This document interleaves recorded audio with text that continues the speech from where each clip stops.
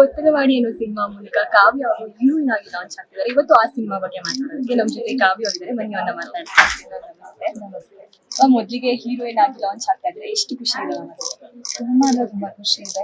I feel blessed. ಅದರಲ್ಲೂ ಕೂಡ ಮೊದಲನೇ ಸಿನಿಮಾನೇ PA ಪ್ರೊಡಕ್ಷನ್, ಅದು ಯಶ್ ಅವರ ಅಮ್ಮ ಪ್ರೊಡ್ಯೂಸ್ ಮಾಡ್ತಾರೆ ಅಂತ ಸಿನಿಮಾ. ಅದ್ರ ಬಗ್ಗೆ ಹೇಳಿದ್ರೆ ಎಷ್ಟು ಖುಷಿ ಇದೆ. ಅಂಡ್ ಸರ್ಪ್ರೈಸ್ ಅಂತ ಕೂಡ ಹೇಳಿದ್ವಿ. ಹೇಗಿತ್ತು ಆ ಸರ್ಪ್ರೈಸ್? ಖಂಡಿತ ನೀವೇ ನೋಡಿದಂಗೆ ಕಂಪ್ಲೀಟ್ ಟೀಮಿಗೆ ಅದು ಸರ್ಪ್ರೈಸ್ ಆಗಿತ್ತು.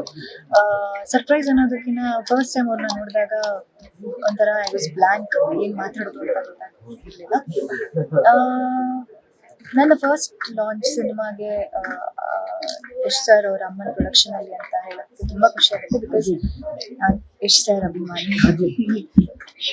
ನೀವು ಈ ಸಿನಿಮಾ ಒಪ್ಕೊಳ್ಳೋದಕ್ಕೆ ಮುಖ್ಯ ಕಾರಣ ಅಂತ ಹೇಳಿದ್ರೆ ಅಮ್ಮ ಸರ್ ಪ್ರೊಡಕ್ಷನ್ ಬಗ್ಗೆ ನಿಮ್ಗೆ ಗೊತ್ತಿರಲಿಲ್ಲ, ಸೊ ಹೇಳಕ್ಕಾಗಲ್ಲ. ಕಥೆನ ಏನು ಕತೆ ಕೇಳಿ ಒಪ್ಕೊಳ್ಳೋಷ್ಟು ನಾನು ಇನ್ನ ಏನು ಅಚೀವ್ ಮಾಡಿಲ್ಲ. ಖಂಡಿತವಾಗ್ಲೂ ಒಂದು ಎಕ್ಸ್ಪೀರಿಯನ್ಸ್ಡ್ ಟೆಕ್ನಿಷಿಯನ್ಸ್ ಇದ್ದಾರೆ, ಆರ್ಟಿಸ್ಟ್ಗಳಿದ್ದಾರೆ ಅಂದ್ರೆ ನನಗೊಂದು ಎಕ್ಸ್ಪೀರಿಯನ್ಸ್ ಆಗುತ್ತೆ. ನಾನು ಅದರಿಂದ ಏನು ಕಲಿತೀನಿ ಅನ್ನೋ ಒಂದು ಉದ್ದೇಶದಿಂದ ನಾನು ಸಿನಿಮಾ ಈ ಸಿನಿಮಾ ಟೀಸರ್ ನೋಡಿದ್ರೆ ಆಮೇಲೆ ಸಾಂಗ್ ತುಣುಕು ನೋಡಿದ್ರೆ ತುಂಬಾ ಚೆನ್ನಾಗಿ ಕಾಣ್ತಿರೋ ಒಂದು ಹಳ್ಳಿ ಹುಡುಗಿ ಪಾತ್ರದಲ್ಲಿ ಆ ಎಕ್ಸ್ಪೀರಿಯನ್ಸ್ ಇದ್ದು ಆ ಒಂದು ಹಳ್ಳಿ ಕಥೆನ ಎಂಜಾಯ್ ಮಾಡಿಲ್ಲ. ಖಂಡಿತವಾಗ್ಲೂ ಶೂಟಿಂಗ್ ಮಾಡ್ತಿದೀವಿ ಅಂತಾನೆ ಅನಿಸ್ತಾ ಇರಲಿಲ್ಲ. ಲೈಕ್ ನನಗೆ ಒಂದು ಹಳ್ಳಿಲಿರೋದು ಆ ಪೀಸ್ ತುಂಬಾ ನನಗೆ ಆ ನೆಮ್ಮದಿ ಅಲ್ಲಿರೋದೇ ತುಂಬಾ ಇಷ್ಟ ಆಗುತ್ತೆ. ಸೊ ಹಳ್ಳಿ ಹುಡುಗಿಯಾಗಿ ನನ್ಗೆ ಆ ಥರ ಕ್ಯಾರೆಕ್ಟರ್ಸ್ ಸ್ವಲ್ಪ ಪ್ಲೇ ಮಾಡೋದಕ್ಕೆ ಇಷ್ಟ ಆಗೋದು. ಈ ನಾಯಕ ನಟಿ ಆಗ್ಬೇಕು ಅನ್ನೋದು ಆಸೆ ಇರುತ್ತೆ ಅಥವಾ ನಿಮ್ಗೆ ಆಲ್ ಆಫ್ ಅ ಸಡನ್ ಸಿಕ್ಕಿದ್ರೆ ಅಥವಾ ನಿಮ್ಗೆ ಡ್ರೀಮ್ ಹೀರೋಯಿನ್ ಆಗ್ಬೇಕು?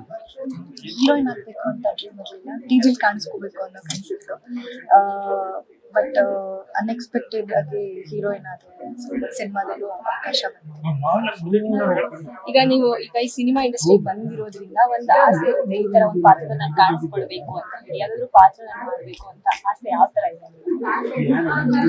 ಯಾವುದೇ ಪಾತ್ರ ಅದು ಒಂದು ಪರ್ಫಾರ್ಮೆನ್ಸ್ ಓರಿಯೆಂಟೆಡ್ ಆಗಿದ್ರೆ ಇಷ್ಟಪಟ್ಟು ಪರ್ಫಾರ್ಮೆನ್ಸ್.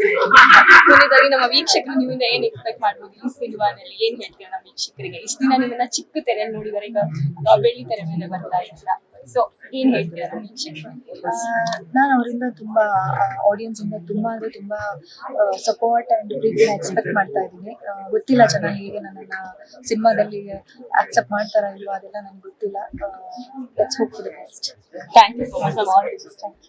ಇದಿಷ್ಟು ಕಾವ್ಯ ಅವರ ಮಾತಾಗಿತ್ತು. ಮತ್ತೆ ಸ್ಟಾಪ್ ಡೇಸ್ಗಾಗಿ ನೋಡ್ತಾ ಇರಿ ಪ್ರಜಾಧ್ವನಿ.